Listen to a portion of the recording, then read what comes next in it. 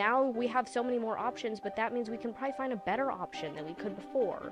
And now we have access to so many more people, but that means we can probably find better relationships than we could before. You can, like, go through all this pain, but if you don't break, it'll be really nice, because then you know you could go through all that pain without breaking. And it's like, that doesn't sound very nice. We have so much freedom of option. It can just be so overwhelming, right? Because it's like, what do I do with my time? What do I do with my life? It's really hard. Like, if we're not in a good headspace, we cannot record. If you never bump up with other people to see how you actually differ from other people, then you're never going to understand yourself. Since passing 100,000 subscribers, we wanted to do a podcast kind of reflecting on our experience doing this podcast and what that's been like for us. Thank you, everybody who has been so supportive. And also especially to those who came on WEquil App to meet us. And it's been really cool, like finding people that were like, I saw you on YouTube and I thought it was cool. Yeah. Last but not least, Happy New Year. We're now in 2025. You may have heard from our podcast on holidays, but we kind of dislike the way that some people approach New Year's resolutions, where I'm like, I'm going to be a totally new person, and not really seeing like how those things might not have worked out in the past, and like just being able to reflect on past experiences to aid in that process. So kind of in that spirit, what has your experience been like doing this podcast with me, Isla? Well, first of all, it's been really fun.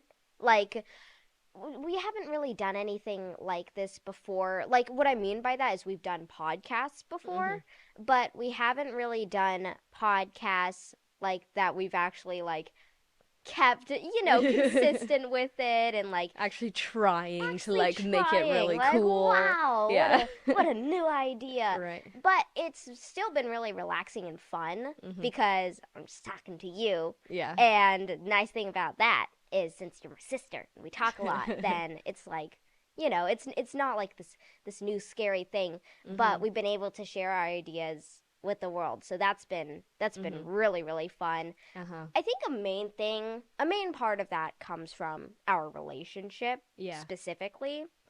Well, what's something that you feel like you didn't expect to come out of this experience? Well, I'm not sure. What do you think?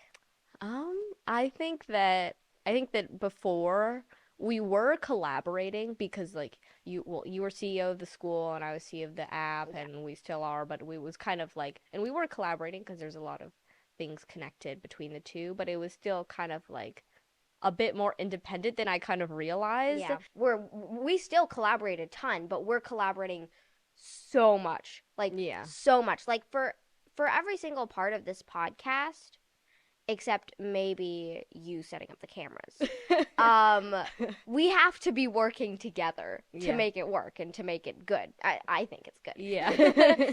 Yeah, I think that part of what I've learned is also how interesting it is for people who are now kind of sharing in this new medium of conversation and almost just like kind of sharing yourself online, and how in order to do that effectively, it's actually a really difficult balance to strike because of course, like I think towards the beginning I was just kind of like, we have these ideas and we just need to convey the ideas. Yeah. And so then I was just kind of like, okay, so let me explain the idea now. Really, really fast. With a lot of words packed in there, just like spewing it monotone. No offense. Yeah, no, that's kind of what I was doing. And I feel like I kind of underestimated how much of an experience this could be in terms of being able to connect with ourselves. Our communication skills as well. Well, and also being able to like be natural while we obviously are like sitting in front of a bunch of cameras in an empty room, and it's kind of weird. It's a little weird. But you gotta get used to it. But at the same time, I think it's also something that people increasingly need to learn is like how to kind of almost get in touch with your like authentic self. Yeah. In the moment, just like kind of turn it on almost, which is like a really weird thing because if it's forced, people can tell that it's forced, but you kind of need to force it to not be forced. Yeah.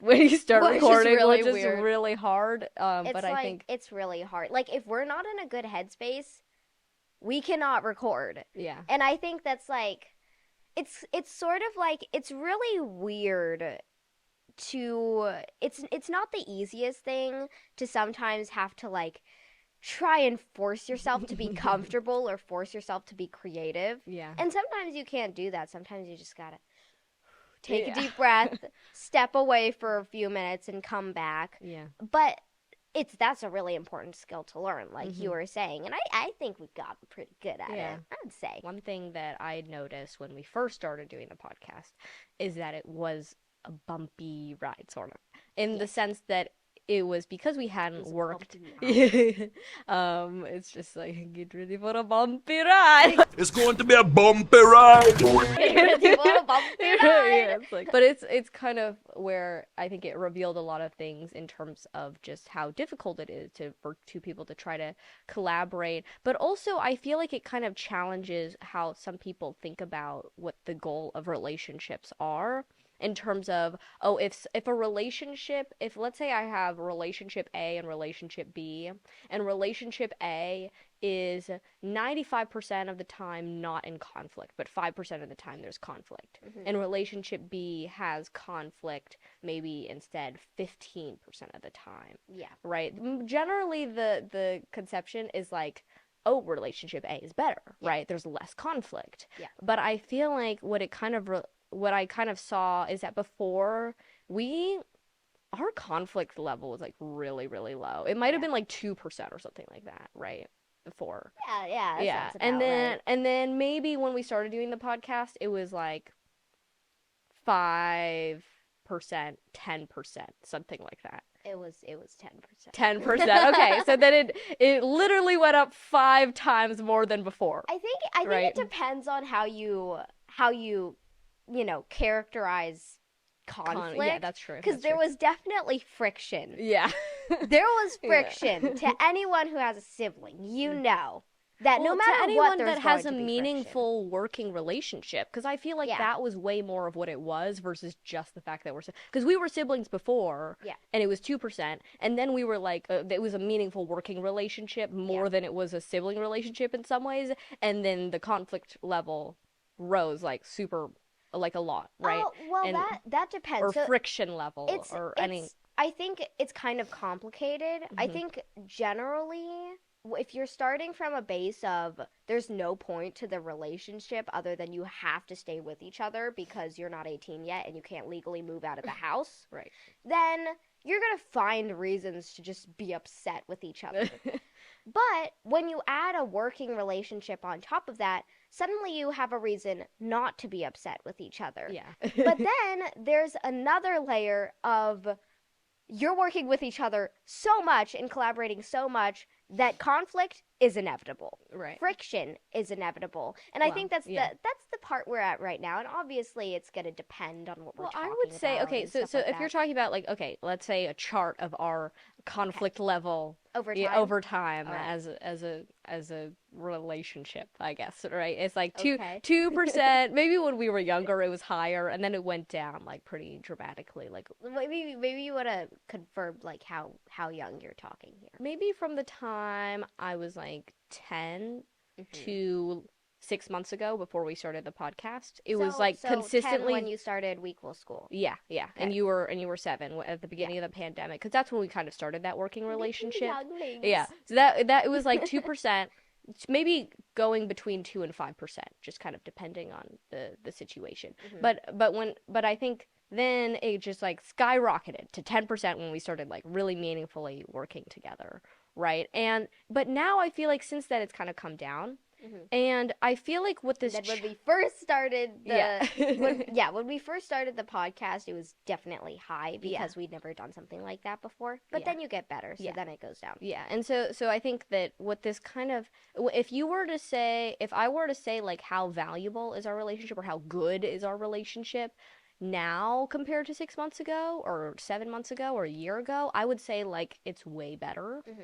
but we have a higher rate of conflict, and that's what I feel like is kind of challenges this whole understanding of like, oh yeah, if you have less conflict in this relationship, means it's a better relationship. Yeah, it's harmonious. Yeah, and that's one word. so we were actually the reason why this kind of topic came up is we were talking to a neighbor friend about like, oh well, what do you look for in a relationship? We were just talking about relationships in general, and he was sharing some struggles that he has with relationships because everybody has struggles with relationships. If you as a human have met another human, then you've had relationship struggles. So yeah, we were just kind of talking about like, oh well, what do you look for in a relationship? He mentioned this word like harmony, and we were talking about like, what does that harmony mean? And it's kind of like, oh, you complement each other, and it's frictionless, in other words, and it's not effortless. Bumpy ride. Yeah, yeah, not a bumpy ride. Yeah, it's kind of just like something that's smooth and effortless, and we complement each other, and it's it's beautiful, you know. Instead of yeah. And then so we were talking about, okay, well, what would be like the counter argument to that? And for us, I feel like something that we talk a lot about. We talked about this in our podcast about Elon Musk, is how it's important to essentially be anti-fragile. When you're thinking about how strong it is, you're thinking of it on a spectrum of like really fragile versus robust. And if it's robust, then you can't break it apart easily. It's not going to shatter. And then more on the line of fragility, then it's going to be like, I don't know, a glass cup or something like that. Yeah. But anti-fragile is a completely new concept. Yeah, so this is kind of like operating on a different dimension, which is basically any system that grows stronger through stress. So the perfect example of this is just your muscles. Like when you work out your muscles, they have micro tears and they heal back stronger. That's why it hurts when you're doing push-ups. Yeah. I feel like that's a lot of what we prioritize in our, especially our like family relationships, because we knew like they weren't going anywhere, or at least you could know that much more than other relationships. Yeah. Right? And so because of that, then it's like, okay, if you have a relationship that can go stronger through tough times, and like that's way more valuable than a robust relationship, right? It's just gonna stay the same. Yeah, and I think that lucky. I think that relationships generally are anti-fragile if they don't go away, just because if, let's say, something really bad happens in the relationship, like there's a ton of conflict, and then in a lot of cases the relationship breaks. Yeah. But if they don't,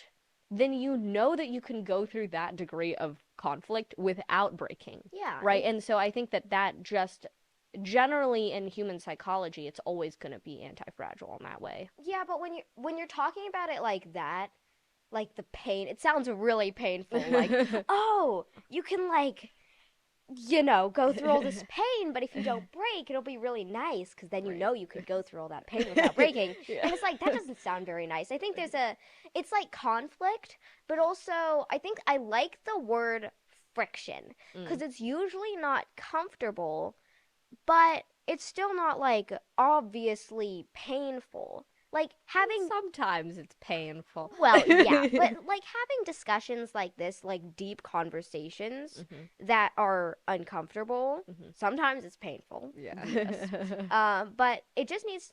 But if you're doing those kinds of things, that's still putting yourself in your relationship as well in a vulnerable situation. Yeah. Well, I would say it still has the same effect. Yeah, I would say actually a big part of the pain comes from how having a relationship with somebody else reveals a lot of things about yourself.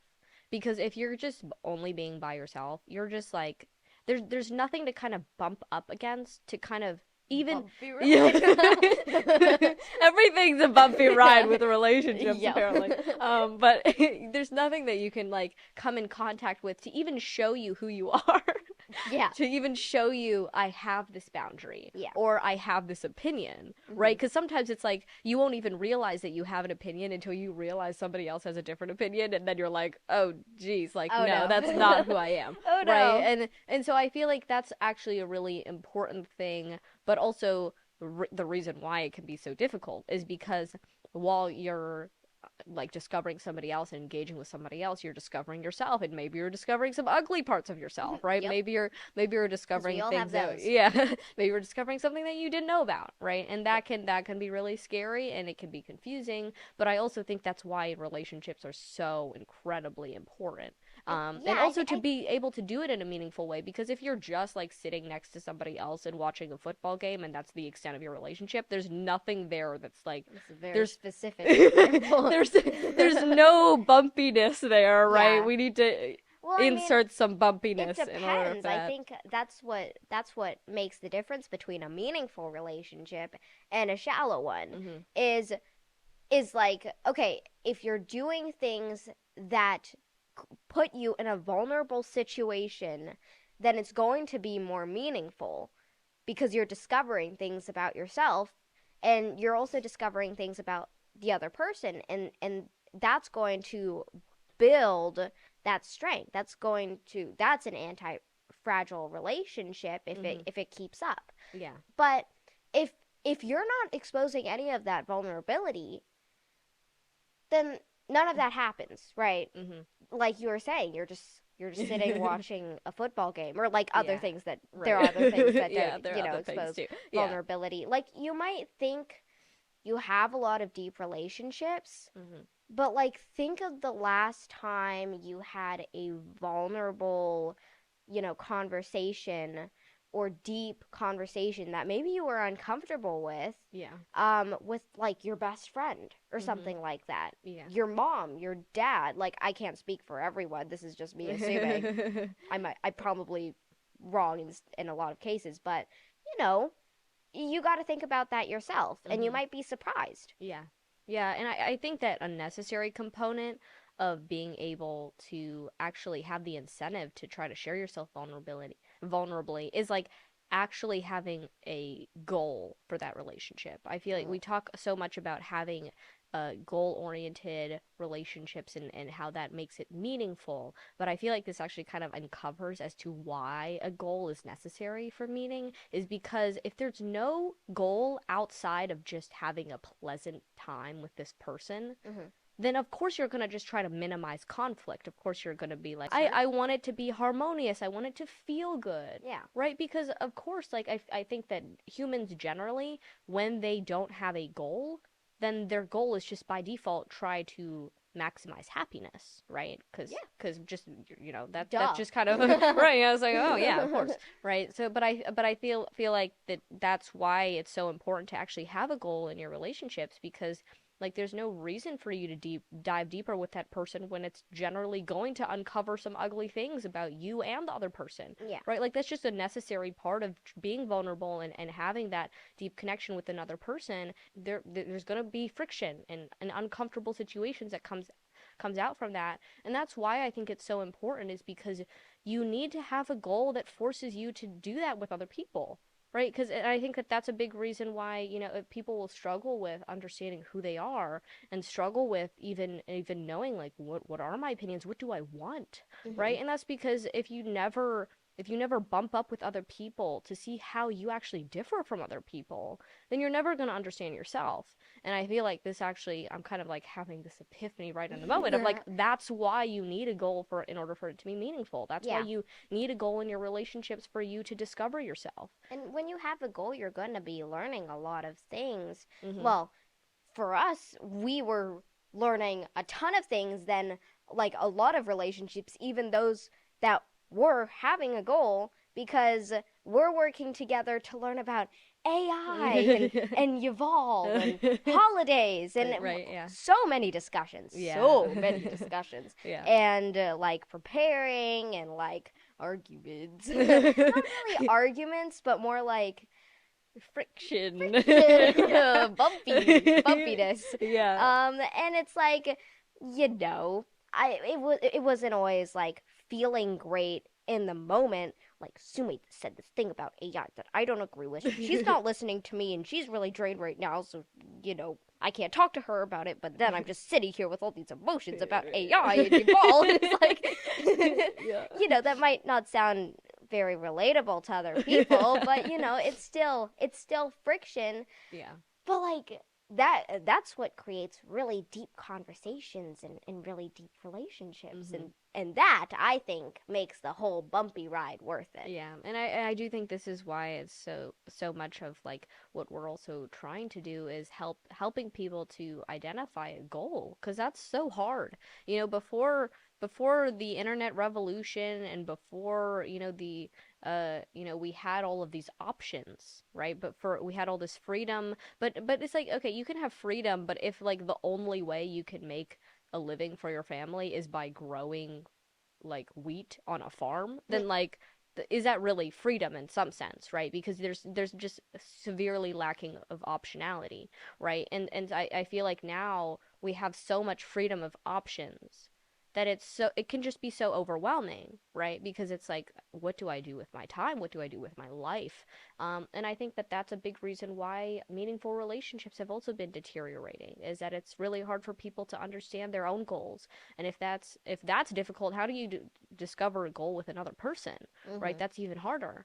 And so I think that that's a big reason why we're doing what we're doing is to try to help people discover themselves so that they can discover their goals, so that they can discover other people that share those goals, so they can develop like meaningful relationships, so they can understand themselves, and then once they understand themselves better, then they can understand, their goals better, and all of that. All I feel helps like each other yeah, I think grow. it's a virtuous cycle that takes a little bit of help to get going, right? Because this world is really confusing and there's been a lot of disconnection. But I do think that it can only get better because, as we have this, we kind of had this internet revolution that shocked everybody, and it caused a lot of chaos and disruption, but it also gave us a lot of opportunity to find out of like, now we have so many more options, but that means we can probably find a better option than we could before. And now we have access to so many more people, but that means we can probably find better relationships than we could before. And it's about finding the tools to be able to do that.